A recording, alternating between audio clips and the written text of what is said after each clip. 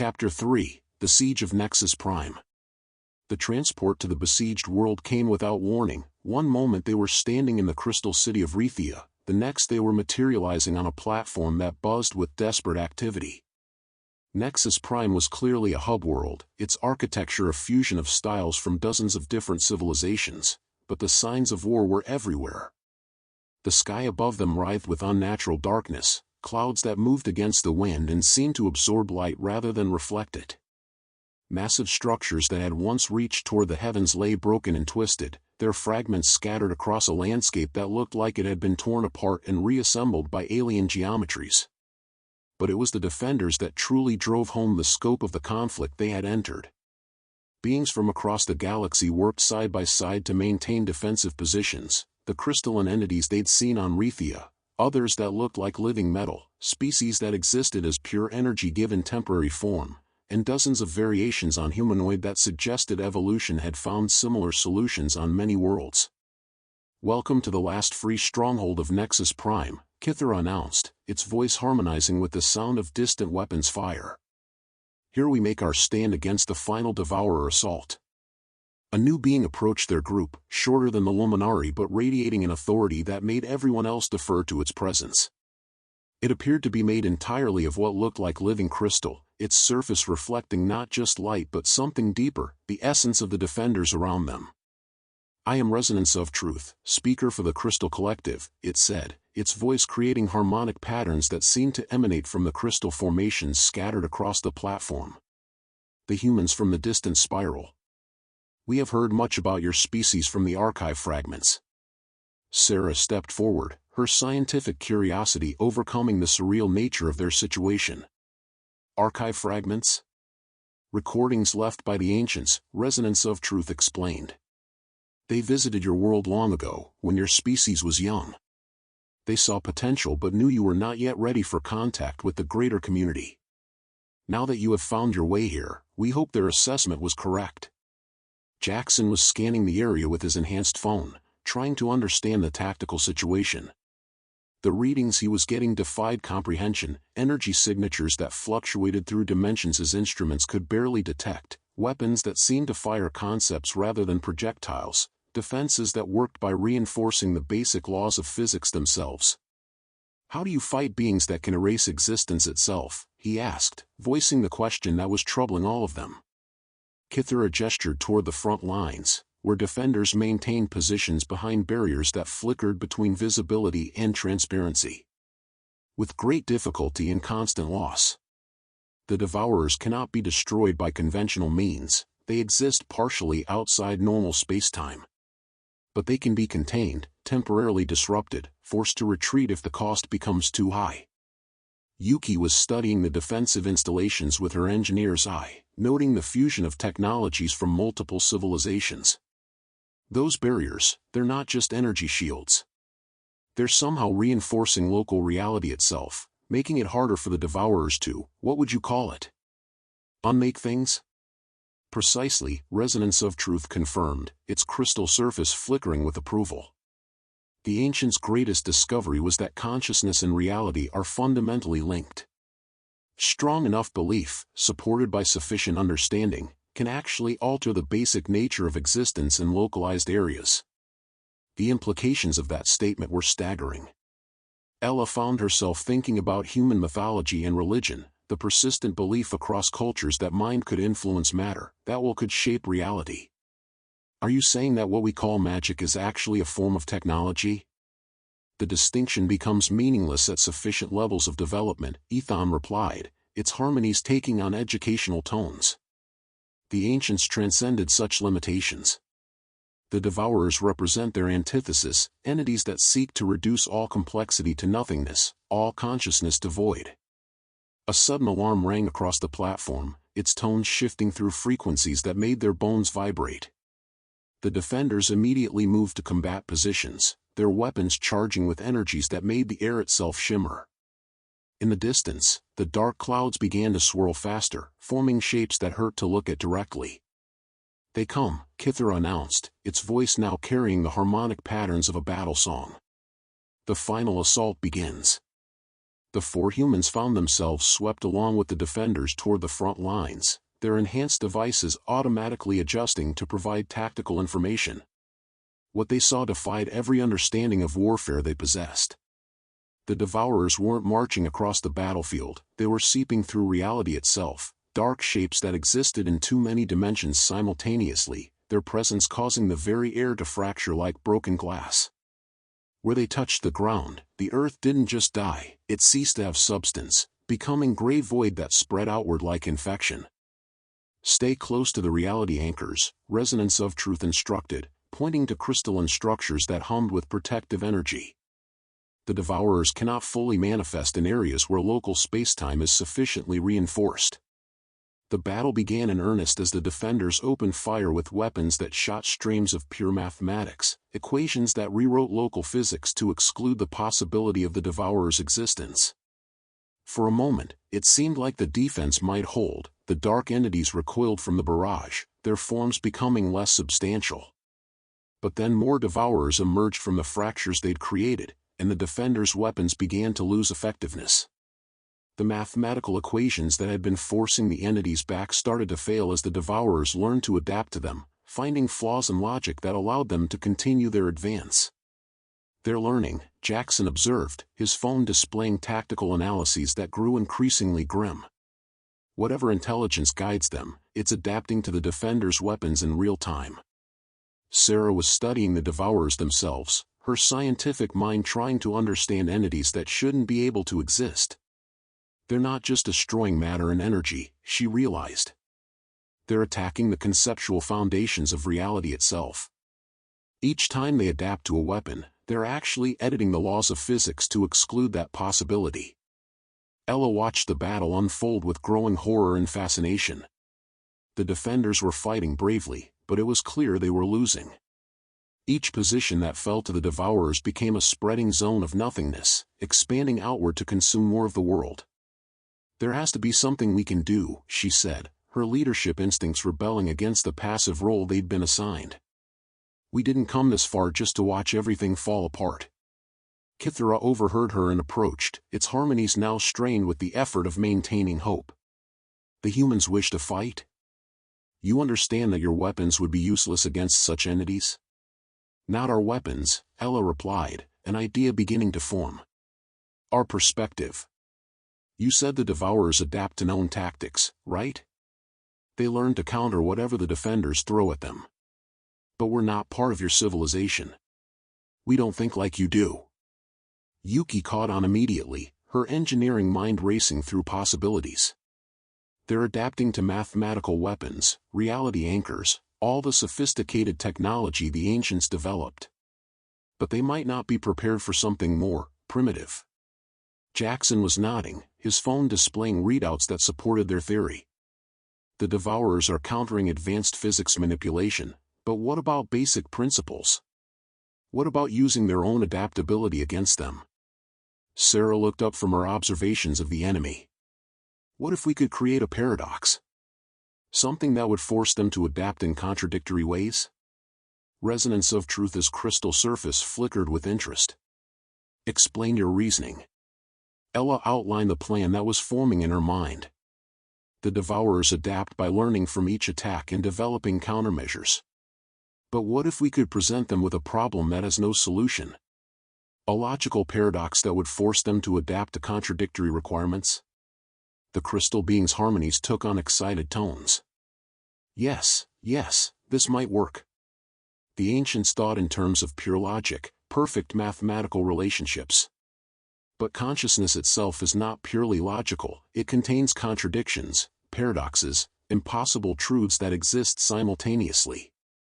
Kithara's war-song harmonies grew more complex as it considered the implications.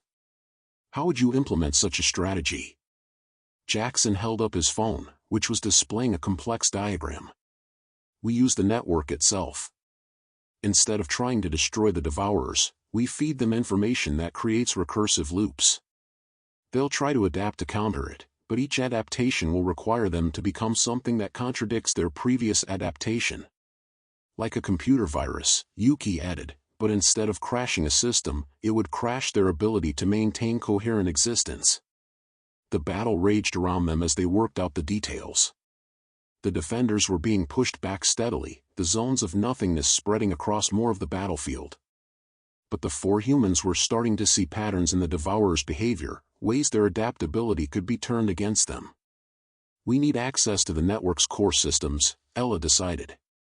If we can introduce paradoxical information at the fundamental level, we might be able to affect all the Devourers simultaneously. Ethan, who had been monitoring their conversation while coordinating defensive positions, approached with harmonies that carried both hope and desperate urgency. The core systems are in the archive chamber, beneath the primary platform. But the chamber is surrounded by Devourers, no conventional force can reach it. Then we don't use conventional force, Sarah said, her voice carrying the same determination that had driven her to explore the lunar cave.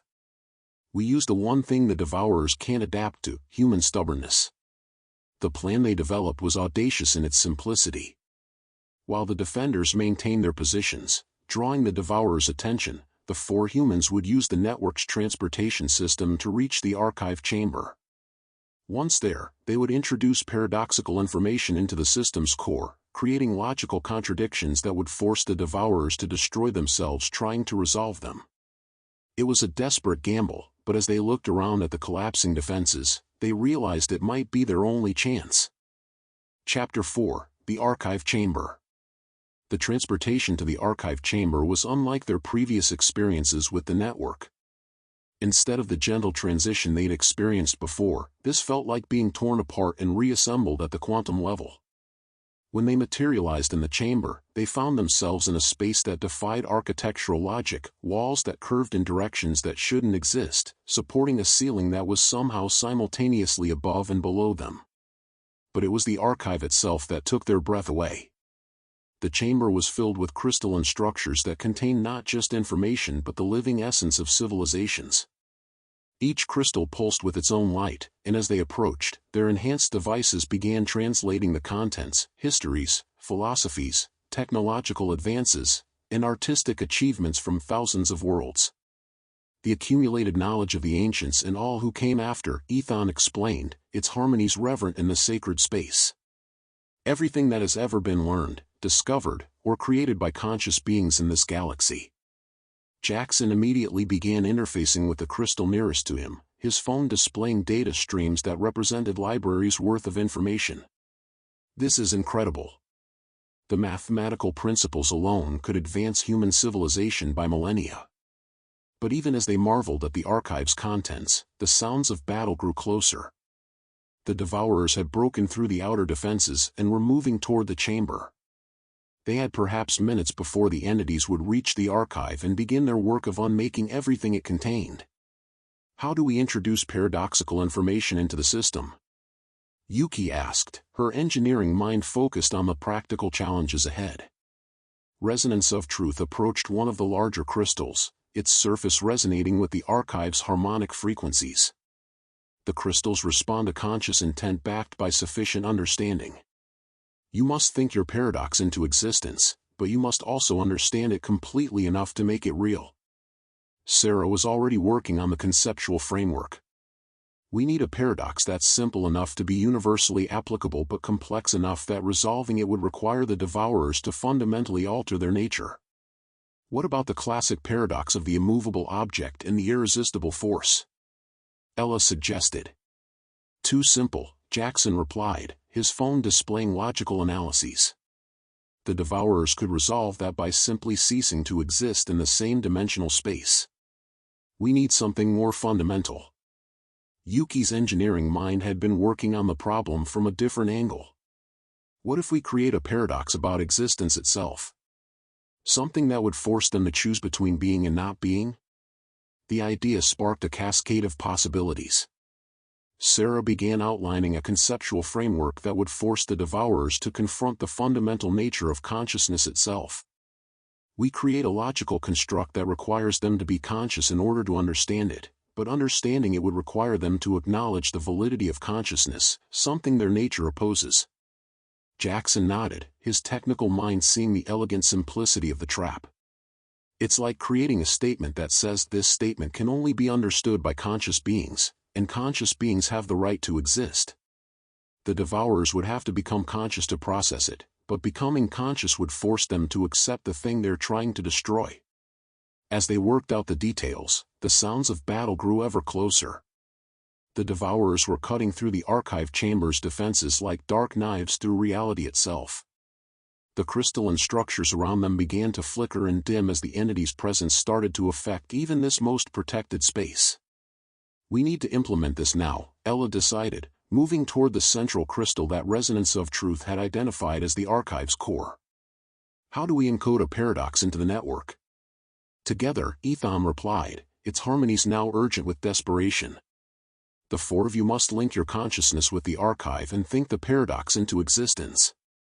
But be warned, the process will expose your minds to the full weight of galactic consciousness. Many who attempt such integration are lost in the vastness of what they experience. The four humans exchanged glances, understanding the magnitude of what they were about to attempt. They were about to merge their consciousness with the accumulated knowledge and experience of thousands of civilizations, risking their individual identities in the process. On 3, Ella said, placing her hand on the core crystal. The others joined her, their palms touching the warm surface that pulsed with ancient energies. 1, Sarah counted, her scientific mind already reaching out to touch the edge of the archive's consciousness. 2, Jackson added, his technical expertise beginning to interface with information systems beyond anything humans had ever created. 3, Yuki finished, and consciousness exploded outward. The experience was indescribable. In an instant, they were no longer individual humans but part of a vast network of minds that spanned the galaxy. They could feel the thoughts and experiences of beings who had lived and died billions of years ago, civilizations that had risen and fallen before Earth's sun had finished forming. But they maintained their core identity, their essentially human perspective that allowed them to think thoughts that no other consciousness in the network had ever considered. And in that unique perspective, they found the paradox they needed.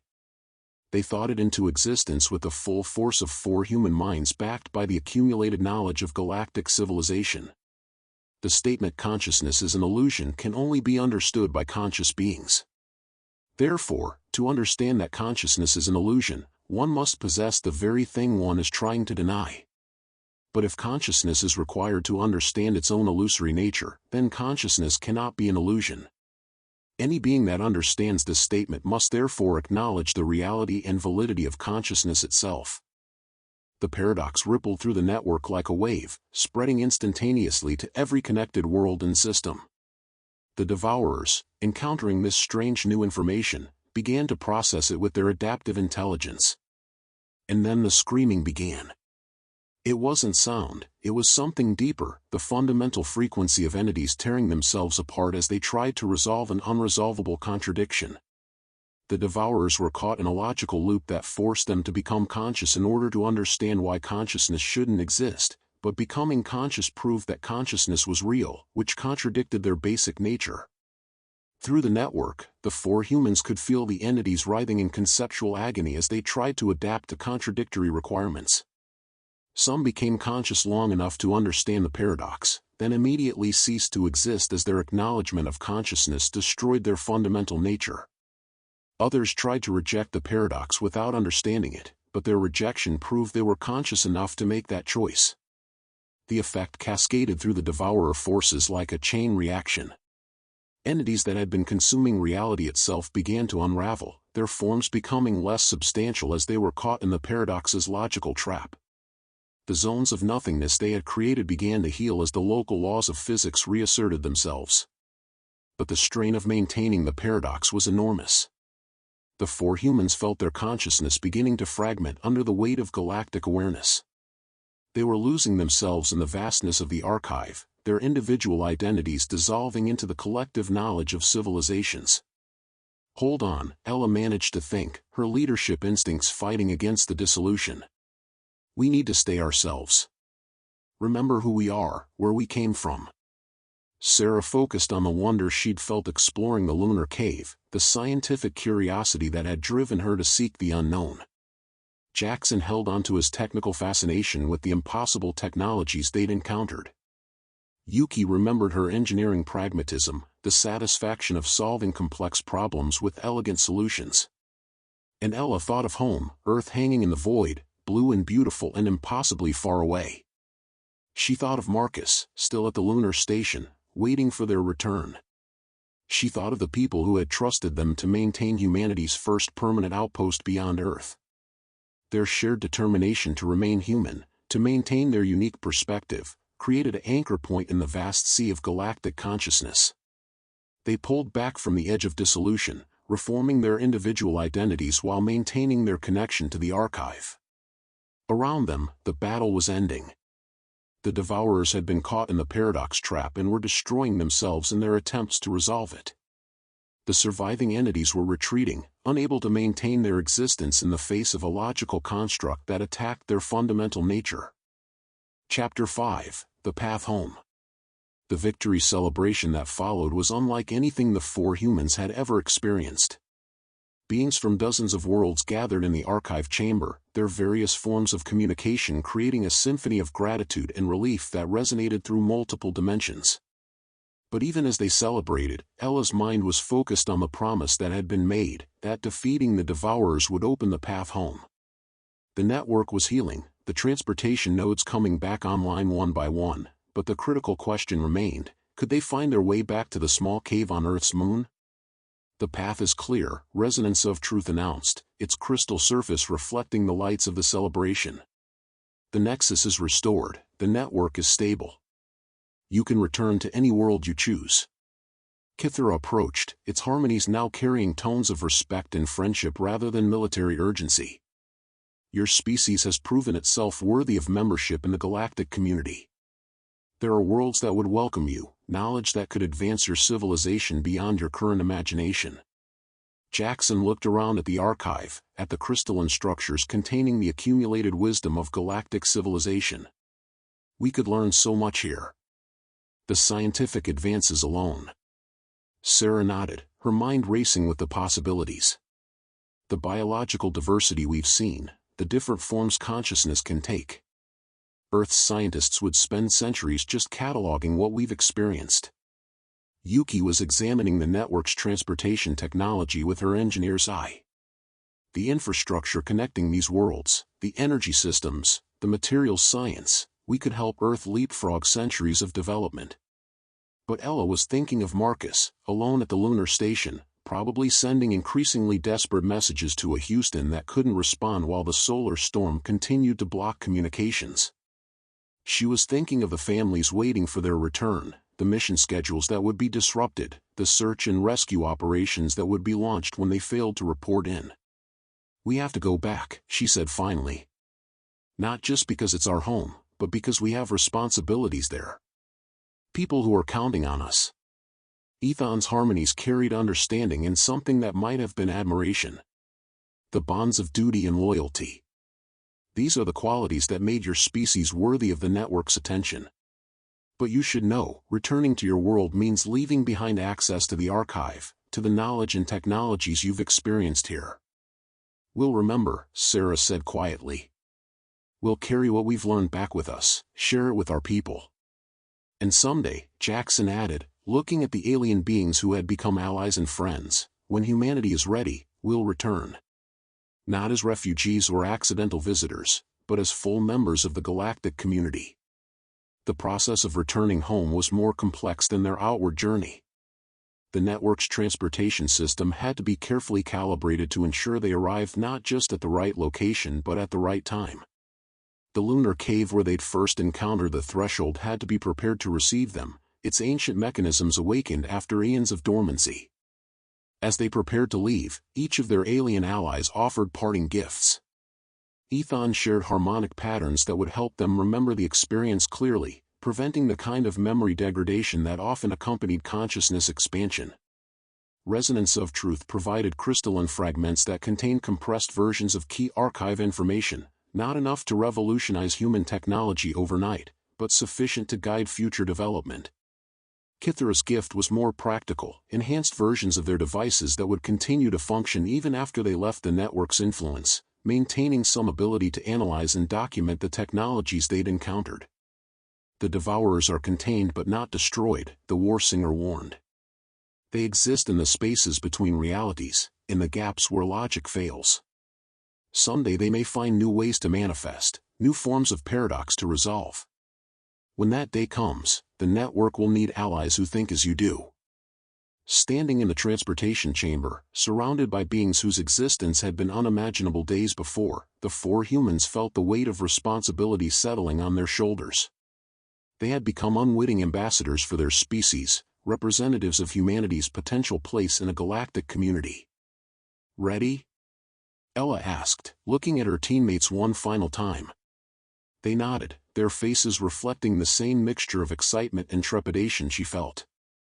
They were going home, but they were returning as fundamentally changed people. The knowledge they carried, the perspectives they'd gained, the proof that consciousness could triumph over entropy itself, these things would shape not just their own lives but potentially the future of human civilization.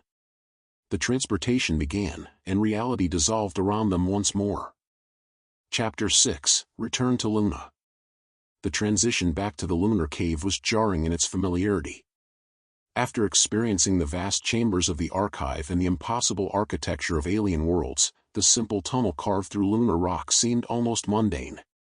But as consciousness returned and they found themselves standing once again in their environmental suits, breathing recycled air and feeling the moon's gentle gravity, the four humans realized how much they had changed. Systems check, Ella said automatically, her training reasserting itself even as her mind reeled with memories of galactic civilization. All green, Jackson replied, his voice carrying the same professional tone it always had, but his eyes reflected depths that hadn't been there before. Communications are still disrupted by the solar storm, but we're reading normal environmental parameters. Sarah was staring at the column of light that still dominated the chamber's center, but now she understood what she was seeing. The threshold is still active, she observed. We could go back. But we won't, Yuki said firmly. Not yet. We have work to do here first. They began the long climb back to the surface, their helmet lights creating familiar patterns on the tunnel walls. But everything felt different now. The moon itself seemed smaller, more fragile, a tiny outpost of human presence in a galaxy teeming with consciousness and possibility. Marcus's voice crackled through their communications system as they approached the station. Ella? Thank God. I've been trying to reach you for hours. Where have you been? It's complicated, Marcus. We'll explain everything once we're back inside.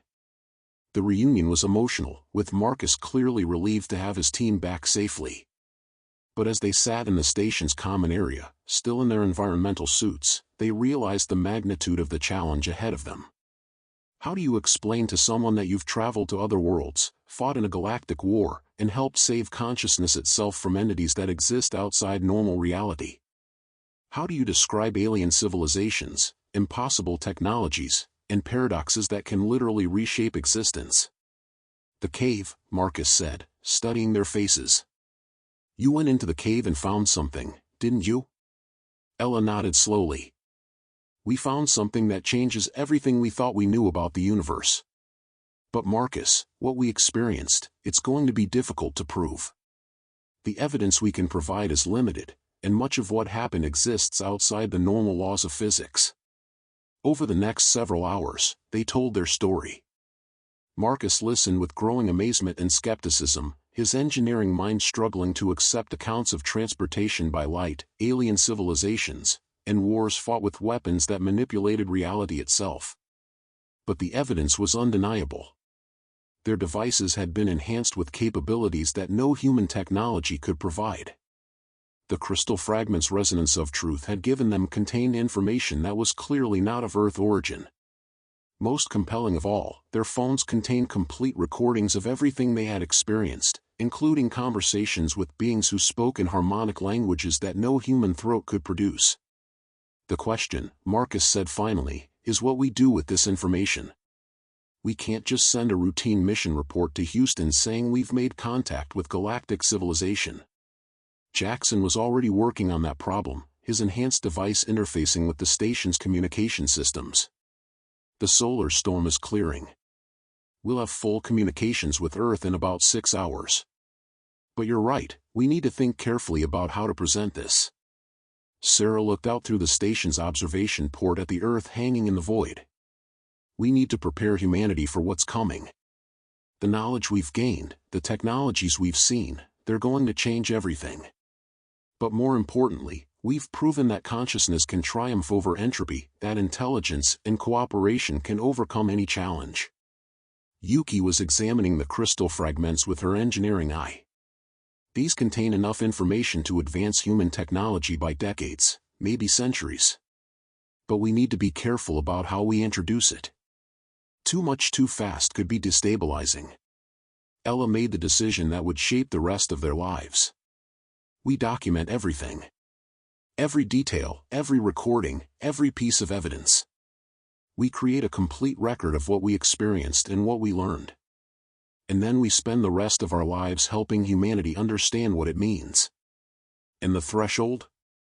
Marcus asked, looking toward the cave entrance visible through the station's lower viewport. We guard it, Ella replied. We make sure that when humanity is ready for contact with the galactic community, we can make that contact on our own terms. The network is healing, but it's still fragile. The devourers are contained but not destroyed. Someday, the galaxy may need allies who think the way humans do. Epilogue, 10 years later. Dr. Ella Martinez stood at the podium of the United Nations building, looking out at an audience that represented every nation on Earth. The presentation she was about to give would officially mark humanity's first contact with extraterrestrial intelligence, though the foundations had been laid carefully over the past decade. Behind her, holographic displays showed images from the archive, recordings of alien civilizations, and technical specifications for technologies that would revolutionize human society. But it was the simple crystal fragment on the table beside her that represented the most important truth, that consciousness itself was the most powerful force in the universe. 10 years ago, she began, for humans stumbled into a cave on the moon and discovered that we are not alone in the universe. Today, I stand before you to announce that humanity has been invited to join a galactic community of conscious beings, and that we are ready to accept that invitation. The room erupted in questions and exclamations, but Ella continued calmly. The technologies we will share with you today are not just tools for advancement, they are proof that cooperation and consciousness can overcome any challenge. The beings we encountered taught us that intelligence, compassion, and the willingness to work together transcend all boundaries of species, world, or star system. In the back of the room, Sarah, Jackson, and Yuki watched their former team leader with pride. Each had spent the past decade preparing humanity for this moment, Sarah working with xenobiologists to understand the implications of alien life, Jackson developing the technological infrastructure needed to support galactic communication, Yuki designing the engineering systems that would allow humans to travel between worlds. Marcus had remained on the moon, serving as the guardian of the threshold and the first director of the humanity's new lunar contact facility. The cave had become a carefully protected site, monitored by instruments that could detect any change in the ancient alien technology. The choice before us, Ella concluded, is simple. We can remain isolated on our single world, content with our current knowledge and capabilities. Or we can step forward into a larger universe, taking our place among civilizations that span the galaxy and contributing our unique perspective to the great work of preserving and expanding consciousness itself. The vote was unanimous. 6 months later, the first official human diplomatic mission traveled through the threshold to meet with representatives of the galactic community. The team was led by Dr. Ella Martinez, whose experience with alien civilizations made her the natural choice for humanity's first ambassador to the stars. As she stepped into the column of light that had started it all, Ella thought about the journey that had brought them to this point. They had begun as maintenance workers and scientists, just trying to fix a solar panel on a lonely lunar outpost. They had become explorers, warriors, and ultimately the bridge between humanity and the cosmos itself. The light enveloped her, and consciousness expanded once again to encompass the vast network of minds that span the galaxy. But this time, she wasn't alone. Behind her came the hopes and dreams of an entire species, ready to take their place among the stars and contribute their unique gifts to the ongoing work of conscious evolution. The universe was vast and strange and wonderful, filled with possibilities that no single species could explore alone. But together, working in harmony while maintaining their individual perspectives, the conscious beings of the galaxy could face any challenge and overcome any obstacle. Even the Devourers, lurking in the spaces between realities, were no match for the power of cooperation and the indomitable spirit of consciousness itself. The story of humanity's first contact with alien civilization had ended, but the story of humanity's place in the galactic community had just begun.